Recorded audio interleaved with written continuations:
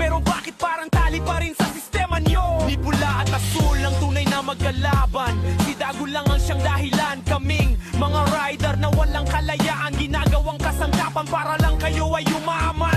Pinagmumukhang partner pero puro bawas naman, komisyon na mataas. Tapos cash out may kaltas, pagreklamo suspendido, walang laban. Kaming lumalaban, yan ang tunay na katapangan. Hustisya ang sigaw sa kalsada, buhay namin ay delikado, bawat liko may kaba. Pero sa sistema nyo, kami ang dehado. Pawis at pagod, kayo pa rin ang panalo. Bigyan tambing kada makatan, makapili ng biyahe. Kaligtasan muna bago pamasahe. Bawasan ang dyan 1% commission, sobra na yan. 20 boys pa sa pangaraw minsan. Grabe naman, may charge pa sa cash out. Aray ko naman, huwag nyo kaming paikutin ng kalayaan sa biyahe.